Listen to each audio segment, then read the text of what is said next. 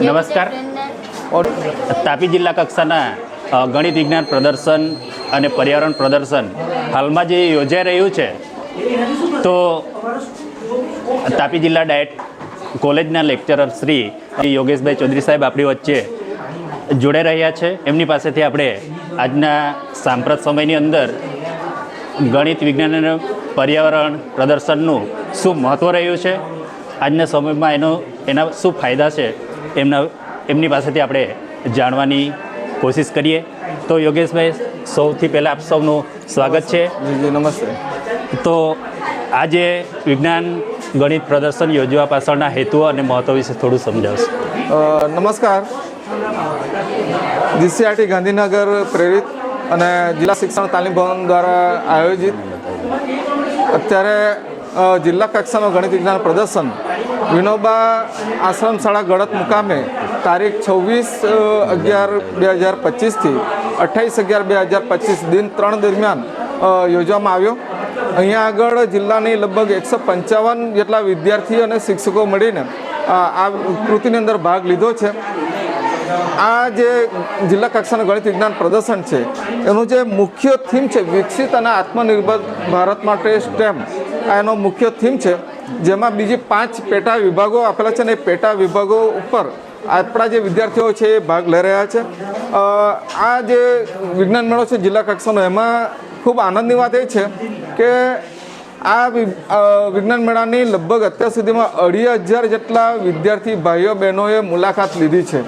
તો એ ખરેખર ખૂબ અદ્ભુત અને સફળ અમારો જિલ્લા કક્ષાનો વિજ્ઞાન મેળો રહ્યો છે. ખરેખર આ જિલ્લા કક્ષાના ઇવન આપણો જે વિજ્ઞાન મેળા છે એનો મૂળભૂત હેતુ જો કહીએ તો વિદ્યાર્થીઓની અંદર એક વૈજ્ઞાનિક દ્રષ્ટિકોણ વિકસે. બીજું કે જે કંઈ પણ સમસ્યાઓ અત્યારે સાંપ્રત સમયની અંદર આવી રહી છે, જેમ કે ગ્લોબલ વોર્મિંગની કહે કે ટકાઉ ખેતી માટે કહે કે પ્લાસ્ટિકના વિકલ્પના સંદર્ભમાં વાત કરીએ તો એના માટે બાળકો જે છે વિજ્ઞાન અને ટેકનોલોજીના સંદર્ભમાં એના દ્રષ્ટિકોણથી એના પરિણામો છે, દુષ્પરિણામો છે, એના સોલ્યુશન માટેનું કંઈક વૈજ્ઞાનિક દ્રષ્ટિકોણથી વિચારે, એનો મૂળભૂત હેતુ છે.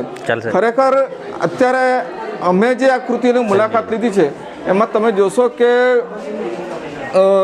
જે પણ શાળાના શિક્ષક ભાઈઓ બહેનો, પ્રાથમિક, માધ્યમિક અને ઉચ્ચતર માધ્યમિકના શિક્ષક ભાઈઓ બહેનો એટલી અદ્ભુત એમાં મહેનત કરી છે કે એમના થકી, એમના માર્ગદર્શન હેઠળ જે વિદ્યાર્થીઓ છે એ વિદ્યાર્થીઓ બહુ સરસ રીતે કૃતિ રજૂ કરી છે, જાતે બનાવી છે.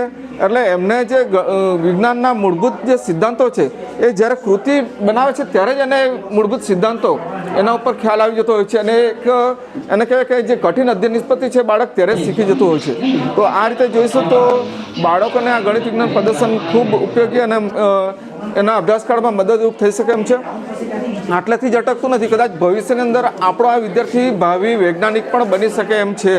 તો આ રીતે આપણો ગણિત વિજ્ઞાન પ્રદર્શન, હા, આની સાથે ગણિત વિષય પણ જોડાયેલો છે, જે જોયફુલ મેથ્સ માટે કે એક રમત દ્વારા ગણિતને કઈ રીતે ભણાવી શકાય, તો એ પણ આ સાથે જોડાયેલું છે. તો આ રીતે અમારું જિલ્લા કક્ષાનું ગણિત વિજ્ઞાન પ્રદર્શન ખૂબ જ અદ્ભુત રહ્યો. અને આ તબક્કે ખાસ અમારા પ્રાથમિક શાળાના સૌ શિક્ષક મિત્રો, માધ્યમિક અને ઉચ્ચતર માધ્યમિક શાળાના સૌ શિક્ષક મિત્રો અને વહાલા બાળકોનો, બાળ વૈજ્ઞાનિકોનો હું આ તબક્કે આભાર માનીશ. Thank you. જય હિન્દ, જય ભારત.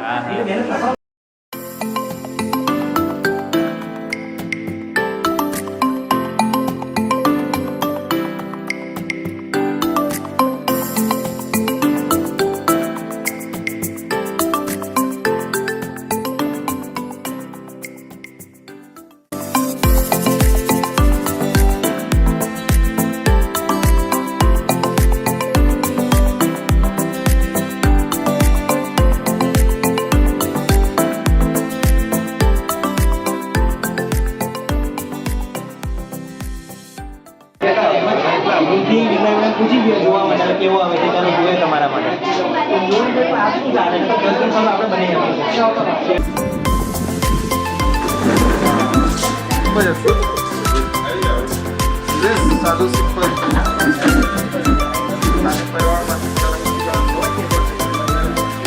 ગામડાની અંદર બનાવવું હોય તો આવું બનાવી શકાય. ખૂબ સારું, બરાબર. અને લગભગ આ 3 દિવસથી છે શાકભાજી બધી સારી. એટલે જે બજારમાં જે સેનિટરી પેડ મળે છે એમાં જે કેમિકલ અને પ્લાસ્ટિક વગેરે યુઝ થાય બરાબર. એના બદલે આ નેચરલ વસ્તુનો ઉપયોગ કરીને બહુ બનાવ્યું important છે વસ્તુ છે. તો એનાથી કેન્સર જેવા જે લેડીઝોની અંદર જે રોગો થાય છે એનાથી પણ બચી શકાય બચી શકાય, સાચી વાત છે.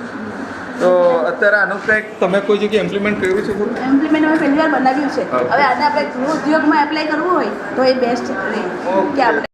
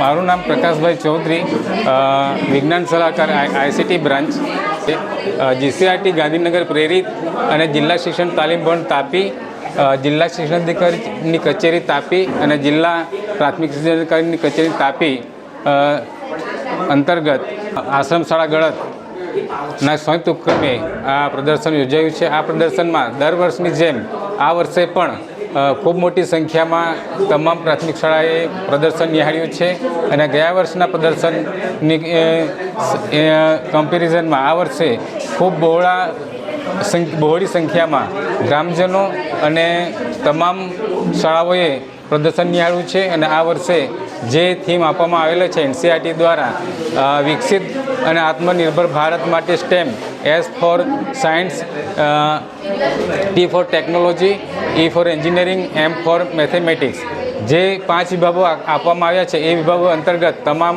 તાપી જિલ્લાની શાળાઓએ તાલુકા કક્ષાએ અને એસસીએસ કક્ષાએ જે શ્રેષ્ઠ કૃતિ પસંદ થઈ છે એ આ જિલ્લા કક્ષાના પ્રદર્શનમાં પ્રદર્શિત થઈ છે. આ વર્ષે ખૂબ જ સારું આયોજન રહ્યું છે અને તમામ ગ્રામજનો, શિક્ષકો અને વિદ્યાર્થીઓએ આ પ્રદર્શનને નિહાળ્યું છે. એવી જ રીતે બાળ વૈજ્ઞાનિકોને પણ ખૂબ સારી કૃતિઓ લઈને એ લોકો પાર્ટિસિપેટ થયા છે. જય ભારત, જય હિન્દ.